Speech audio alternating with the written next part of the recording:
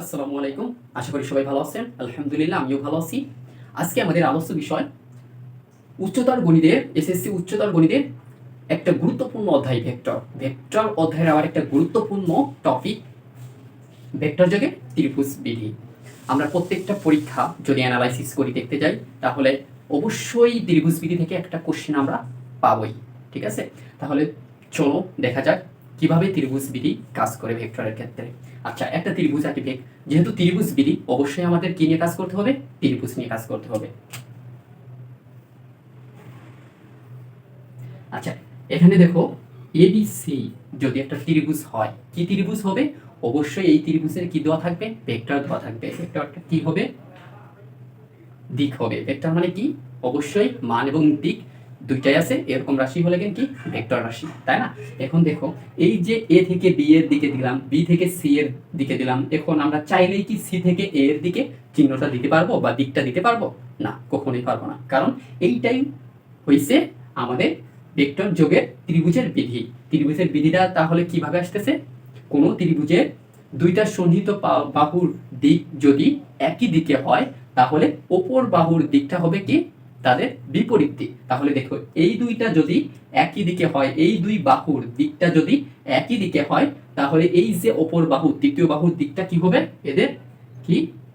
বিপরীত দিক। দেখো এই দিক দিয়ে এইরকম ভাবে ঘুরছে, কিন্তু ওইটা আবার ওই পাশে ঘুরছে। এই বাহুর দিকও এদিকে, এই বাহুর দিকও এদিকে, কিন্তু এই বাহুর দিক যদি এদিকেই হইতো তাহলে আমাদের কি হইতো না? এই ভেক্টর যোগের ত্রিভুজ বিধিটা কি হইতো? ক্রস করে দিত। সেটা কি হইতো না? মানতো না। কিন্তু ভেক্টর যোগের ত্রিভুজ বিধিটা যদি মানে তাহলে কিভাবে হবে? অবশ্যই এই দিকটা কি হবে? এদিকে হবে। কারণ ভেক্টর যোগের ত্রিভুজ বিধিতে বলা হয়েছে কোন ত্রিভুজের পরপর দুইটা সন্নিহিত বাহুর দিক যদি একই দিকে হয় তাহলে তৃতীয় বাহুর দিকটা হবে তাদের বিপরীত দিক, এবং এই যে দুই বাহুর দিক একই দিকে এদের যোগফলের সমষ্টি এই যে তৃতীয় বাহু এর সমান। তাহলে দেখো ভেক্টর যোগের ত্রিভুজ বিধি থেকে আমরা কি পাবো? AB vector plus BC vector সমান এসি ভেক্টর, তাই না? এখন দেখো আমরা যদি অবস্থান ভেক্টর ধরি, এ বি এর অবস্থান ভেক্টর যদি ইউ হয়, এইটার অবস্থান ভেক্টর যদি মনে করো কি হয়? ভি হয়, তাহলে এসি এর অবস্থান ভেক্টর কি হবে? অবশ্যই কি হবে? U vector plus V vector. বুঝতে পারছি?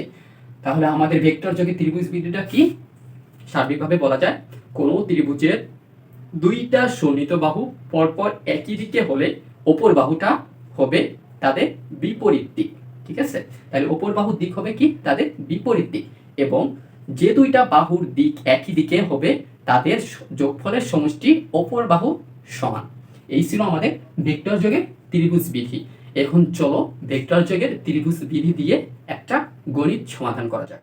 আমরা ভেক্টর যোগের ত্রিভুজ বিধি দিয়ে দেখি কিভাবে গণিতের সমাধান করা হয়। ঠিক আছে? এখানে দেখো ভেক্টরের সাহায্যে প্রমাণ করো যে ত্রিভুজের যে কোনো দুই বাহুর মধ্যবিন্দু দ্বয়ের সংযোগ রেখাংশ ওই ত্রিভুজের তৃতীয় বাহুর সমান্তরাল ও তা অর্ধেক। তাহলে কি প্রমাণ করতে বলতেছে?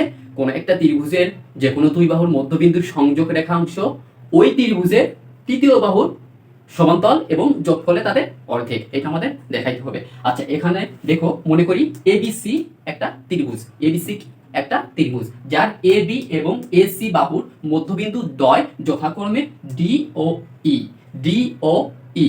আচ্ছা, এখন এই ডিই যদি যোগ করি তাহলে আমাদের কি প্রমাণ করতে হবে? প্রমাণ করতে হবে যে ডিই সমান্তরাল বিসি এবং ডিই সমান হাফ অফ বিসি, তাই না?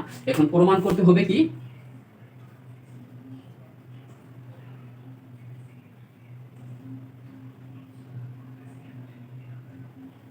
হবে যে ডি ই সমান্তরাল বিসি এবং এই যে ডি ই সমান হাফ বিসি। ঠিক আছে? এখন দেখো তাহলে ডিই সমান্তরাল বিসি এবং ডিই সমান হাফ বিসি। এখন এইখানে আসে দেখো এই যে ডিটা যদি এ বি এর মধ্যবিন্দু হয় তাহলে আমরা কি লিখতে পারি? এই যে এ ডি সমান কি লিখতে পারি? Half B A B. A D সমান হাফ এ বি লিখতে পারি, বা এ বি সমান কি লিখতে পারি? 2 এ ডি। এ বি সমান কি লিখতে পারি? 2 এ ডি, তাই না? এ বি সমান কি লিখতে পারি 2AD, ভেক্টর আছে, ভেক্টর দিয়ে দেবো, ঠিক আছে? এখন দেখো আবার কি লিখতে পারি, AE সমান হাফ AC, অথবা AC সমান কি লিখতে পারি 2AE, AC সমান কি লিখতে পারি 2AE, AC সমান কি লিখতে পারি 2AE।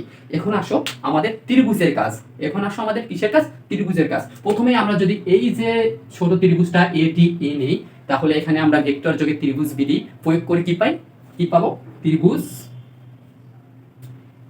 ADEA।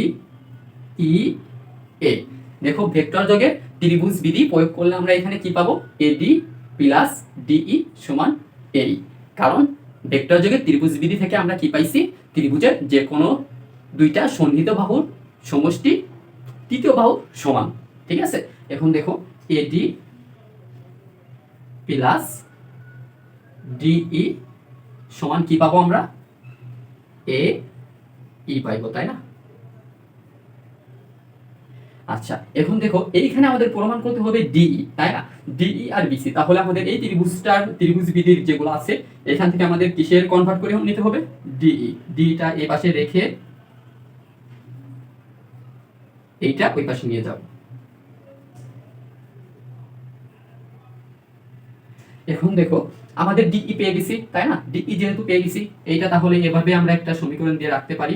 এখন আসি আমাদের দ্বিতীয় ত্রিভুজের, তাহলে প্রথম ত্রিভুজ থেকে আমরা কি পেলাম, ত্রিভুজ ADE এ DE সমান AE মাইনাস AD, তাই না? এখন আসি আমাদের দ্বিতীয় ত্রিভুজ কোনটা, এই সম্পূর্ণ ত্রিভুজটা ABC ত্রিভুজে। এখন দেখো ত্রিভুজ ABCA, অনুরূপভাবে যদি আমরা ভেক্টর যোগে ত্রিভুজ বিধি প্রয়োগ করি তাহলে আমরা কি পাবো, AB প্লাস BC সমান AC।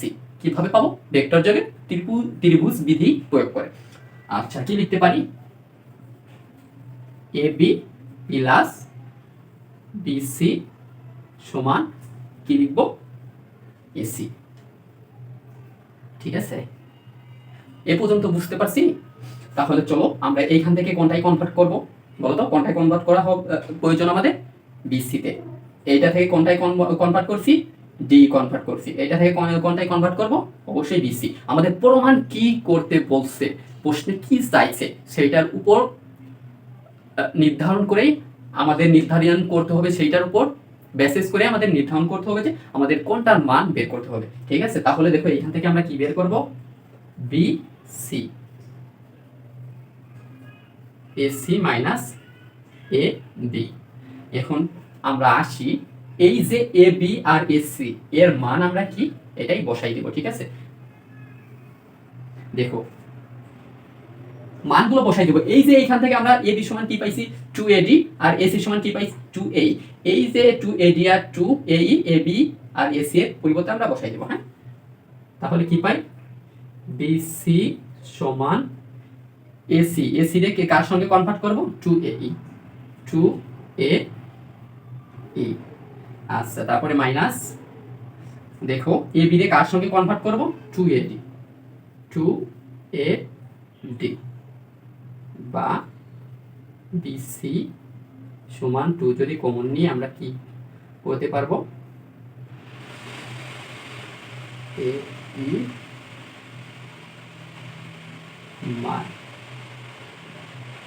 AE minus AD।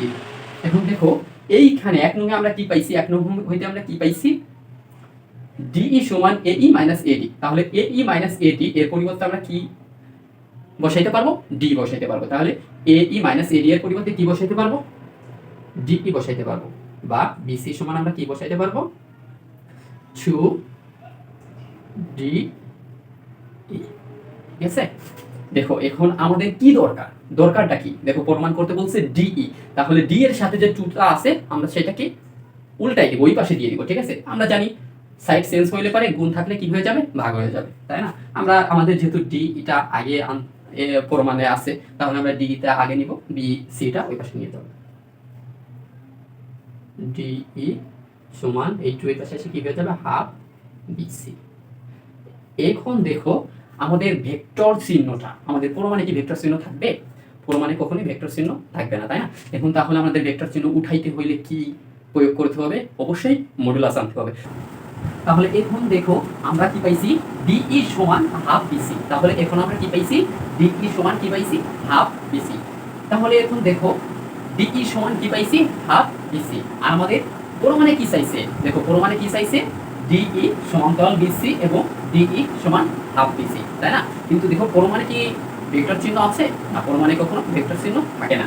তাহলে দেখো পরমাণে যদি ভেক্টর চিহ্ন না থাকে এবং সমান্তরাল আনতে হয়, তাহলে আমাদের কি আনতে হবে, আগে মডুলাস আনতে হবে। আগে কি আনতে হবে, মডুলাস আনতে হবে। তাহলে যদি আমরা এটার মডুলাস দিয়ে দিই, ডিই এটা মডুলাস দিয়ে আটকাই দিলাম, এই পাশে দেখো হাফ বিসি রে মডুলাস দিয়ে দিলাম, তাই না? এখন দেখো মডুলাস দিয়ে আটকানোর পরে যখন আমরা মডুলাসে উঠাই দিব, তখন আমাদের কি হবে, মডুলাস ভেক্টরে উঠিয়ে নিয়ে চলে যাবে, ঠিক আছে?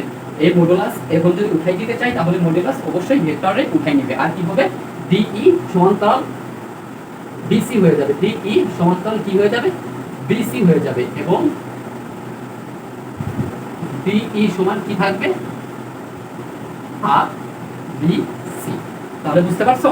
তাহলে এইখান থেকে আমরা কি পাইছি, ডিই যখন ডিই ভেক্টর সমান হাফ বিসি ভেক্টর পাইছি, ঠিক আছে? তখন আমরা মডুলাস নিয়ে আসছি, তখন আমরা কি আনছি, মডুলাস আনছি। মডুলাস আনছি কিসের জন্য, ভেক্টরে উঠাই দেওয়ার জন্য এবং সমান্তরাল প্রমাণ করার জন্য।